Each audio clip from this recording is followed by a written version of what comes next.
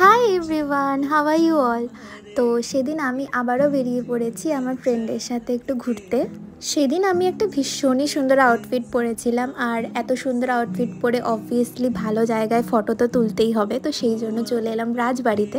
আমি গোল্ডেন আওয়ারে কিছু শর্টস নিতে চাইছিলাম, তো সেই জন্য একটু সন্ধে সন্ধে করেই ওখানে গেছিলাম। আর দেখো কি সুন্দর লাগছে এই জায়গাটা দেখতে। And I was completely feeling this outfit that day. মানে এতই ভাল লাগছিল আমার নিজেকে যে কি বলবো। আর আমার রিলটাও খুব ভালো টার্ন আউট হয়েছে। তোমরা যদি সেটা দেখতে চাও তাহলে কিন্তু আমার Instagram ID the dreamy charm আমি স্ক্রিনে মেনশনও করে দিচ্ছি, তোমরা কিন্তু একবার ডেফিনেটলি চেক করো। And all thanks to you Amisha, তুই আমার এত ভালো ভিডিও করে দিয়েছিস। তারপর আমরা ওখান থেকে বেরিয়ে পড়লাম। বেরিয়েই প্রচুর ফুচকার আইসক্রিমের স্টল ছিল। তো অমিশা বলল খাবো কিনা, কিন্তু আমি খাইনি, ওই খাচ্ছিল। আর ওর থেকে একটা টেস্ট করার জন্য আমিও নিয়ে একটা খাচ্ছিলাম। আর সত্যি বলতে ফুচকাটা কিন্তু বেশ ভালো ছিল।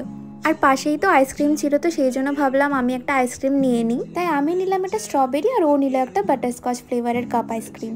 আর এই জায়গাটায় না ভীষণ সুন্দর হাওয়া দিচ্ছিল, তো আমরা অনেকক্ষণ বসে এখানে গল্প করছিলাম। আর এখানে ওকে দেখো পুরো আইসক্রিমটাকে গলিয়ে স্যুপের মতো করে খাচ্ছে। মানুষ না। এনিওয়ে, তারপর তো দীপঙ্কর দাও চলে এলো, আর আমরা সবাই মিলে চলে গেলাম শেরওয়ালি ভোজ রেস্টুরেন্টে। এখানে আমার বরাবরই আসতে ভালো লাগে, কারণ এখানকার বিরিয়ানি আমার most favourite biryani of Agartala. আর শুধু কিন্তু বিরিয়ানিই নয়, আমি এখান থেকে আরও অনেক জিনিসই ট্রাই করেছি, ওগুলোও কিন্তু বেশ ভালো খেতে। তারপর বেশ খানিকক্ষণ ওয়েট করার পর আমাদের অর্ডারটাতে চলে এলো। আমরা অর্ডার করেছিলাম একটা চিকেন বিরিয়ানি, একটা ভেজ ফ্রাইড রাইস আর একটা বাটার চিকেন, এবং তার সাথে আমার আর অমিশার জন্য দুটো কোক। আর এখানকার খাবারের কথা তো আলাদা করে বলার কিছুই নেই, ভীষণই ভালো ছিল।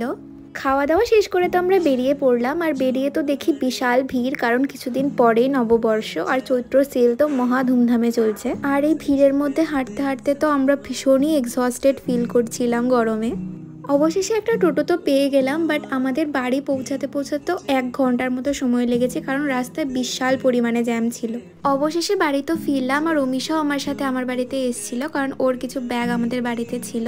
তারপরও বাড়ি চলে যাচ্ছে এখন। And that's it for my blog guys. আমার ব্লগটা ভালো লাগলে একটা লাইক করে দিও। Thank you.